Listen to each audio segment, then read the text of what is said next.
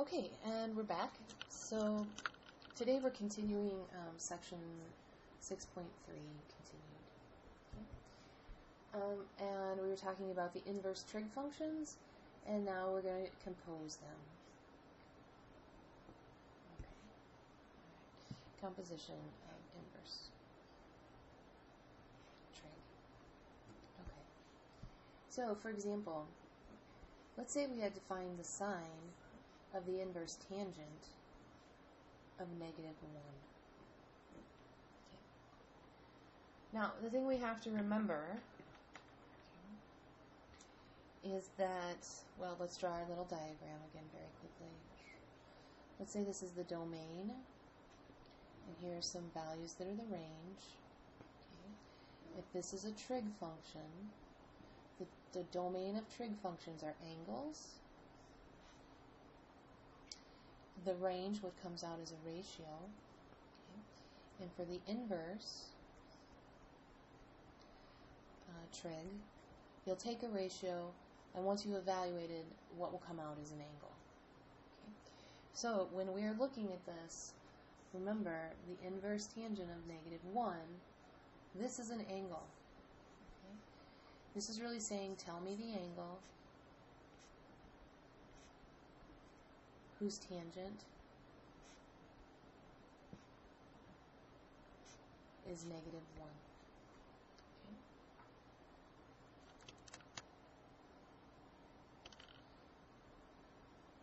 Okay.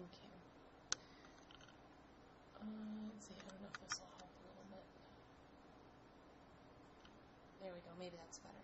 Okay, so let's just think about this for right now. Okay. Here's our unit circle. Well, if the tangent is going to be +1 or -1, it has to be happening at these 45 degree angles. Okay. Here, tangent will be positive and positive, which is positive, and here negative and negative will be positive. So we're really looking for this angle or this angle. Okay. But then we have to remember the restrictions of the inverse tangent, which start at pi/2 and go to -pi/2.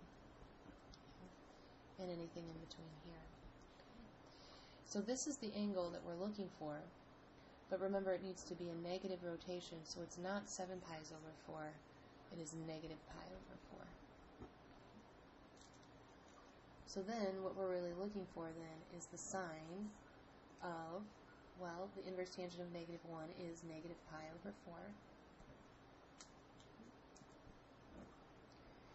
And the sine there is, now remember the coordinates here, √2/2, -√2/2.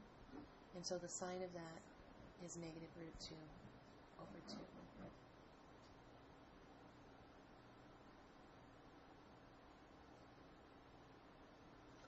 Let's try a different one. What, for example, would, if we had the sine of the inverse tangent of 1/2.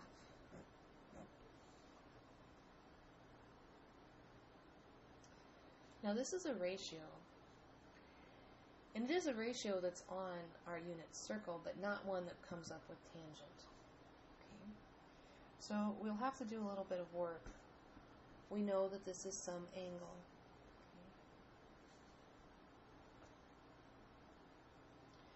And we know that the inverse tangent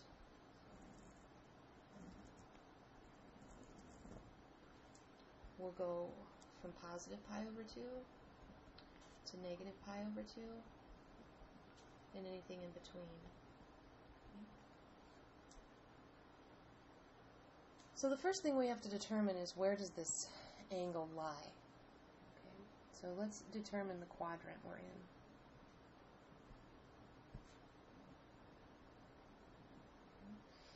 Well, 1/2 is positive.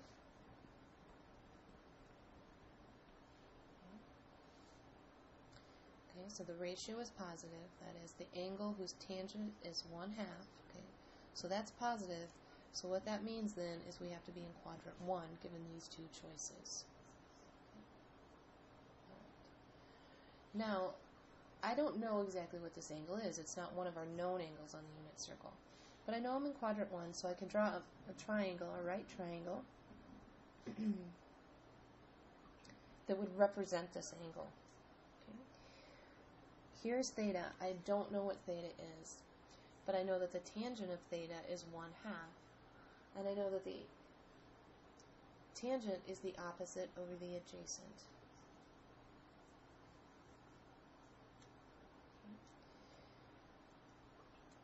Now I still need to know what this hypotenuse is, because in the end, it's not important that I know precisely what this angle is. Because what I'm being asked about is the sine of this angle. So if I just knew the opposite over the hypotenuse, I would be able to answer this question without ever really knowing what theta is. Okay. So let's use Pythagorean theorem. We know that 1 squared plus 2 squared must be equal to c squared. Okay. Or 1 plus 4 is equal to c squared. So the square root of 5 is equal to c. Okay. So this becomes the square root of 5.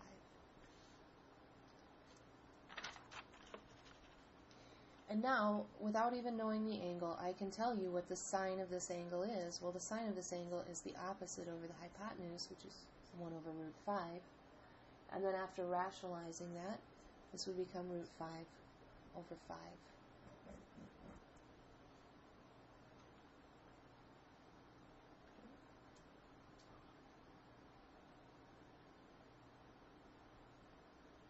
Let's try some more like that. What about the cosine of the inverse sine of negative 1/3? Okay. Right. So again, this is some angle, theta. Okay. And let's just get an idea about where we might be. So if the sine is negative 1/3, let's say this is the line y equals negative 1/3. Okay. I have two possibilities on one looping of the unit circle. Okay. And then putting in our restrictions for the inverse sine. The inverse sine goes from pi over 2 to negative pi over 2. Okay. So I'm looking for this angle. Okay. And this angle is in quadrant 4. So now I use that, and I want to put a triangle that represents time, being in quadrant 4. So this angle is here. Now I know the sine of this angle. Remember, this means the sine of theta is equal to negative 1/3. But the question is, where does this negative go? Is it up top or is it down below? Okay. Well, if I'm in quadrant 4, I have to be positive in the x and negative in the y. Okay. So the opposite side here is, so this is opposite over hypotenuse. Okay, so the opposite side is this, and it represents the y, so we'll write that as a negative 1, and the hypotenuse is 3.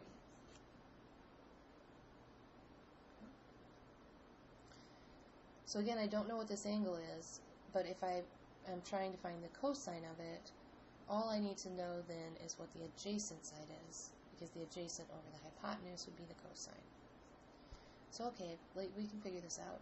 So 9 squared is equal to negative 1 squared plus our unknown x squared. So 81, no, I'm sorry, 3 squared, which is 9.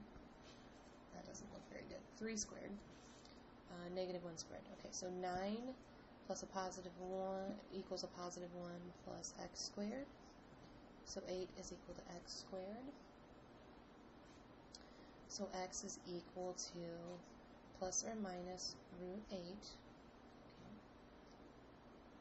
And now we have to decide, well, which is it? Is it plus 8, or is it plus root 8, or is it minus root 8? Okay. And for that, we have to go back to the quadrant we're in, and the quadrant we're in is 4. So in quadrant 4, the x is positive. So we're going to take the positive root 8.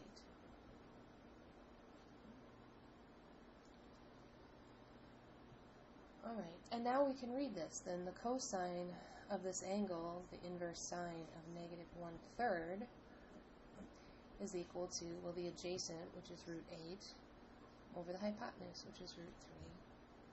Okay. And we could simplify this. We know that root 8 is 2 roots of 2. So,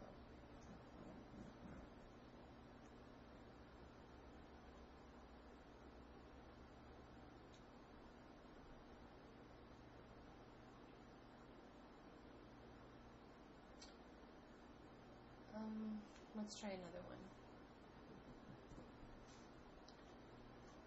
Let's do the tangent of the inverse cosine of negative 1/3. Okay, so same setup, but we'll see how it's different. Okay.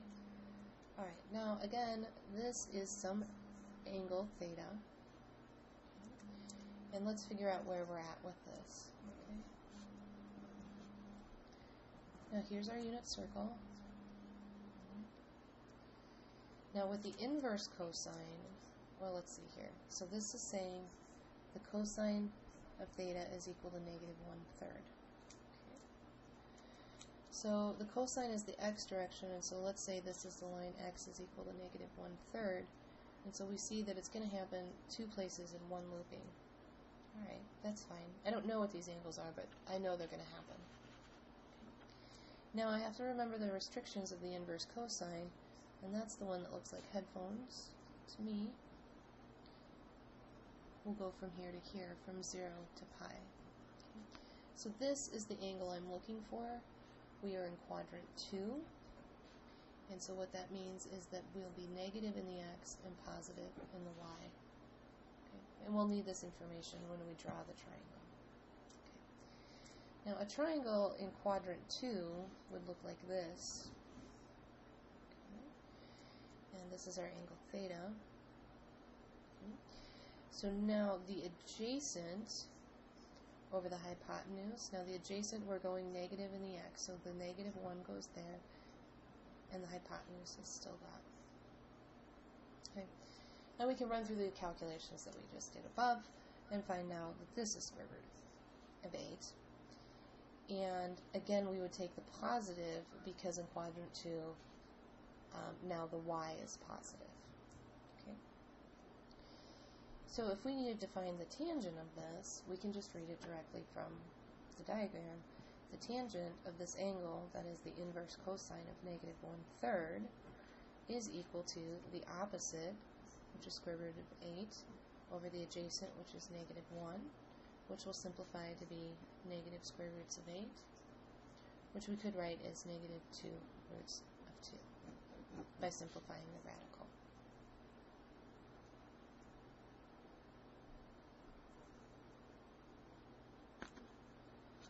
Let's do another one.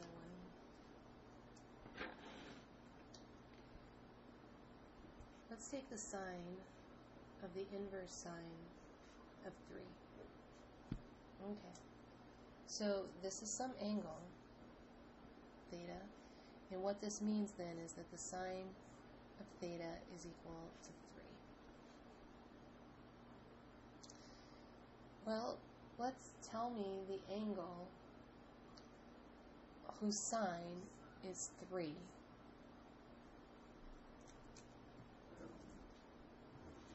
Okay, so here's a unit circle. The highest point on the unit circle is 0, 1, and the most left is 1, 0. So if I'm looking where the sine, that is the y values, are equal to 3, I'm looking up here. This is the line y equals 3. Notice that this line never intersects with the unit circle. Also, if we look at it graphically, we know sine looks like this, okay, where the amplitude goes negative 1 to positive 1. And again, if you're looking at that line y equals 3, it never intersects the graph. So it turns out that this angle doesn't even exist. But let's pretend that we didn't realize that and that we were setting up the triangle. Okay. We would see then if the sine is positive, remembering the restrictions. Okay, this is positive pi over 2, this is negative pi over 2. If it was going to happen, it would have to be in quadrant 1. Okay, so we'd have positive x's and positive y's. Alright, so let's see what happens. So let's say I've gone through this, not realizing this angle doesn't exist. I can draw the triangle. Okay. Now, the sine is the opposite over the hypotenuse, and so remember we can write 3, any number as a fraction by putting it over 1. So now the opposite is 3 and the hypotenuse is 1. And this should already cause some problems because 90 degrees is the largest angle in the triangle. And so the largest side needs to be opposite the largest largest angle in the triangle. So this should already cause some problems, but let's see what happens. So then 1 squared should be equal to 3 squared plus whatever, x squared we call that. So 1 would be equal to 9 plus x squared, and we get negative 8 is equal to x squared, and this is not possible. You can't square a number and have it be negative. So this is not a real number. So this triangle doesn't exist. Okay, so you can just write doesn't exist.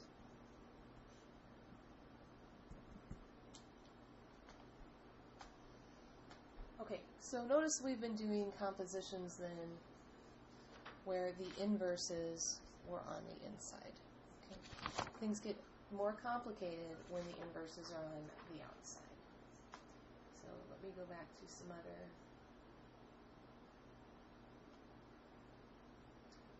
problems for us to look at.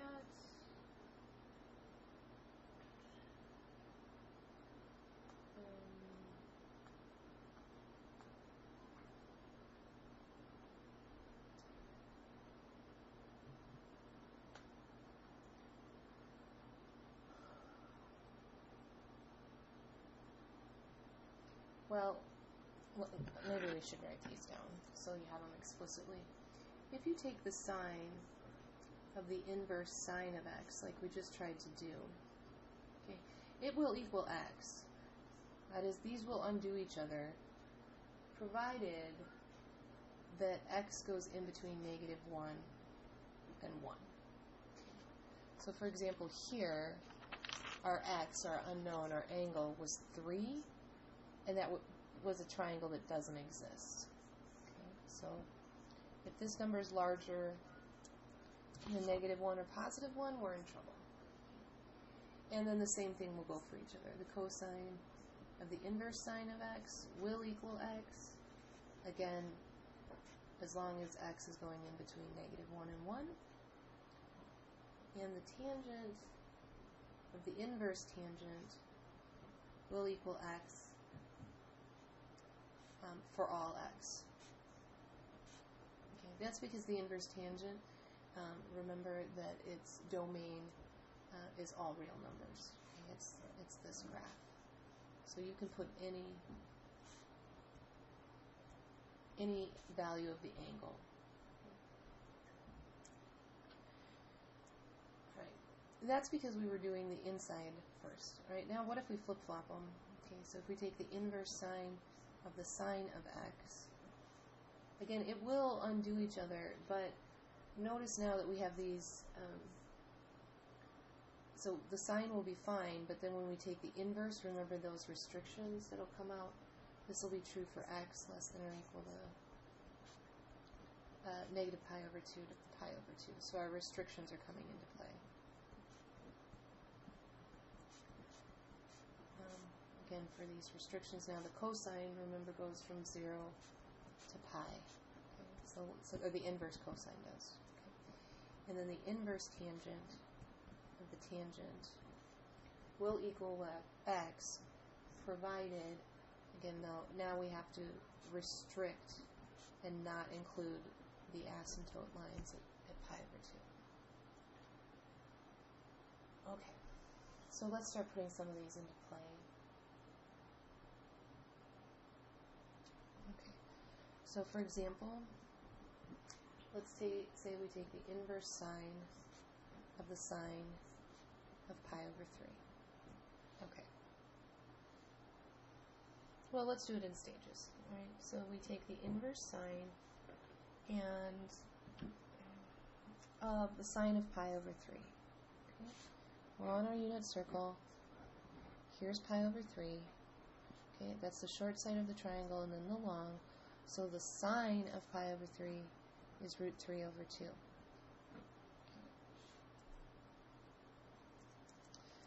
Now the inverse sine of root 3 over 2, okay, putting in our restrictions for a guide. So the sine would happen two places, right? So this is the one we'll take.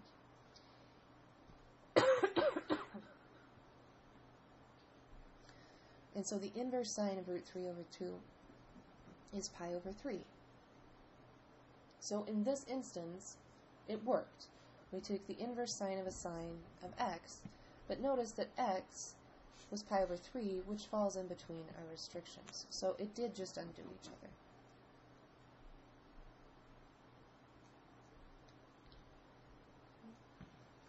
On the other hand, if we look at the inverse sine of the sine of 2 pi over 3, well, that's going to be the inverse sine of what? Well, okay, here, the sine of 2 pi over 3. So here's 2 pi over 3. Its coordinates are negative 1/2, positive root 3 over 2. So the sine of that is root 3 over 2.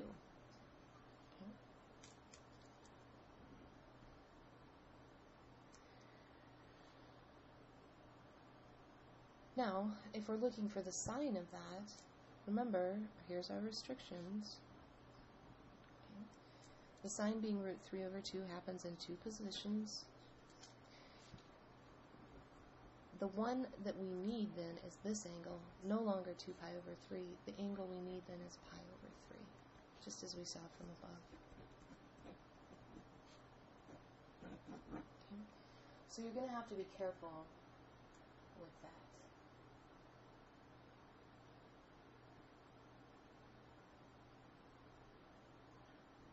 Let's try two more so you get the idea. Okay. So what about,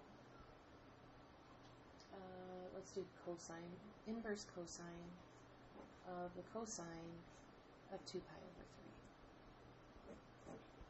Okay. So again, let's work on the inside first, and we'll find out what the cosine of 2 pi over 3 is.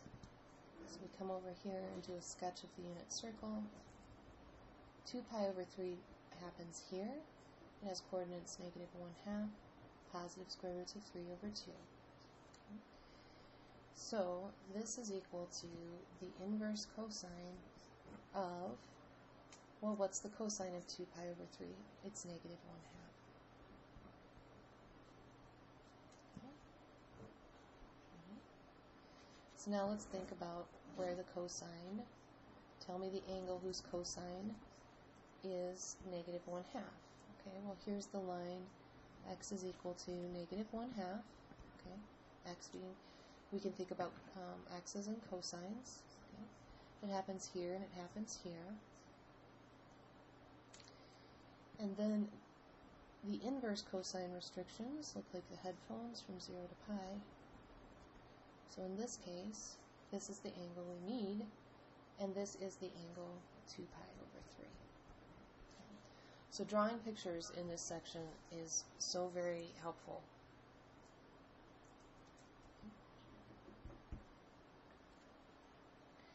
Now let's try this. If, for example, we wanted to take the inverse cosine of the cosine of negative pi over 3. Okay. So working inside, first we have to determine where the cosine, what the cosine of negative pi over 3 is. So now this is a negative rotation, so I need to come down to here. This is negative pi over 3, and it has the coordinates 1/2, comma, negative root 3 over 2. So now we're looking for the inverse cosine. Well, the cosine of negative pi over 3 is positive 1/2.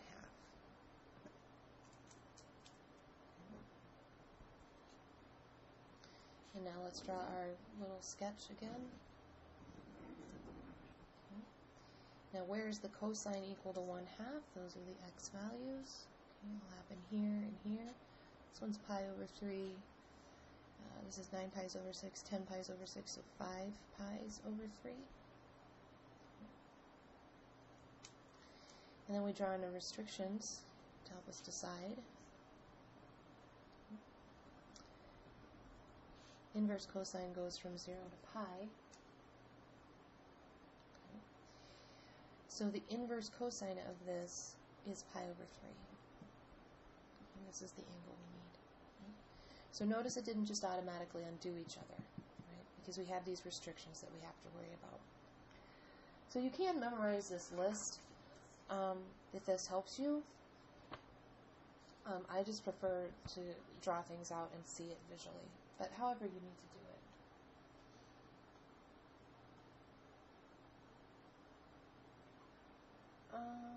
Okay.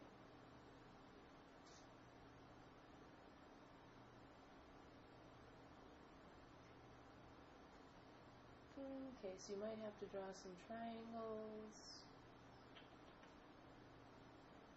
Okay. Here's another example. Okay, so let me just remind you what we did. Here, when it was not a known angle, we actually pulled it out and determined what quadrant you were in. Okay, and then we could read from there. Now, we don't have to know what quadrant we're in or have specific values. Well, we do have to know what quadrant we're in, but let me show you what I mean. For example, okay, let's say we're trying to find the cosine of the inverse sine of x over 3. Okay. Notice there's a variable involved now. Okay, and any time there's a variable, just assume you're in quadrant 1. Okay, for simplicity. Okay. So now remember, this is just an angle. Okay, it is some angle, and what this means is that the sine of theta is equal to x over 3. And these can be much more complicated. There can be square roots involved. There can be all sorts of things. It doesn't matter. Okay. So here's a triangle that would fit inside quadrant 1. Okay. It's a right triangle. And here's this angle, theta. I don't know what it is, but I do know the sine is the opposite over the hypotenuse, which is 3. And again, notice we're just trying to find out what the cosine is. So, if I just knew what this side was, the adjacent side, I know that the cosine is the adjacent over the hypotenuse. Okay? And we'd be finished. So, let's just solve this. We know that 3 squared is equal to x squared, this one, and then let's call this, I don't care, b squared or something like that. Okay. So, 9 is equal to x squared plus b squared. So, 9 minus x squared is equal to b squared. And then we can take the square root of 9 minus x squared. Okay. I'm assuming the positive because we're assuming we're in quadrant 1. Okay. So now we could write this as 9 minus x squared. Okay. So what that means is what we have up here is that the cosine of the inverse sine of x over 3 will be equal to the adjacent, which is the square root of 9 minus x squared over the hypotenuse, which is 3.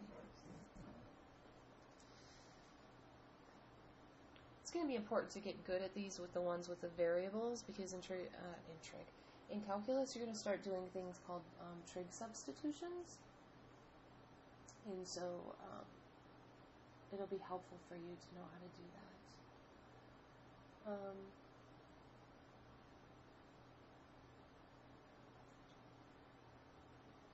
And they might just tell you something else, right? Like, they could say, like, what if, for example, if you're given that the cosine of x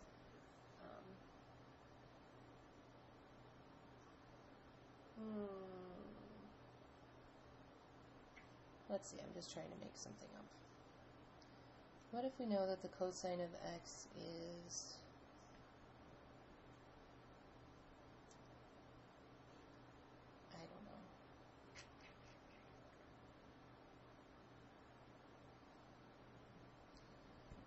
3x,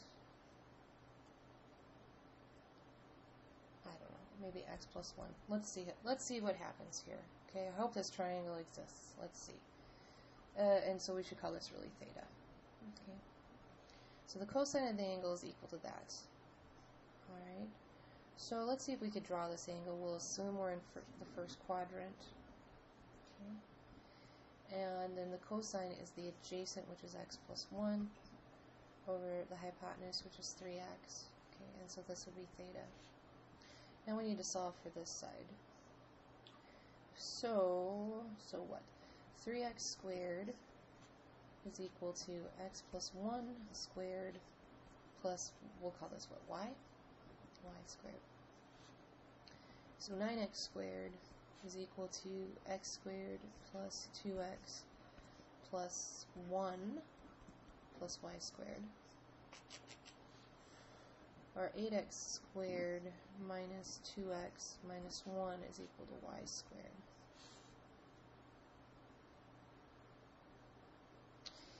So now y, we'll take the square root, is the square root of 8x squared minus 2x minus 1 is equal to y. Okay, so that's this side.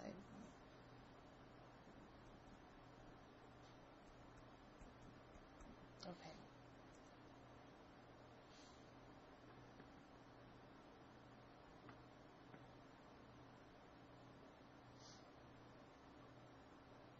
So now I could answer pretty much any question, right? So this also means that the inverse cosine of x plus 1 over 3x, okay, because this equals theta. And now for fun, let's try and do some various things with it, right? So now I can do anything out front. Let's just say I take the tangent of that. Okay? So if I'm going to take the tangent of this angle that we know here, well, the tangent is the opposite over the adjacent. So the tangent of this mess is the opposite, the square root of 8x squared minus 2x minus 1 over x plus 1.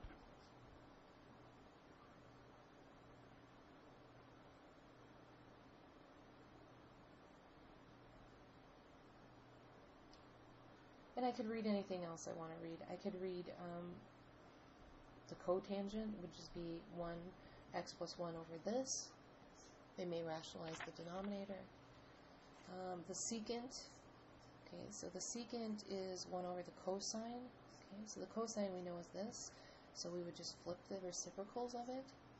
Okay, so it really comes down to, can you draw this triangle and using Pythagorean theorem properly fill out all sides? And then just not get confused that there's all these variables at play here, and just know your relationships of opposite over adjacent, adjacent over hypotenuse, etc., etc., etc.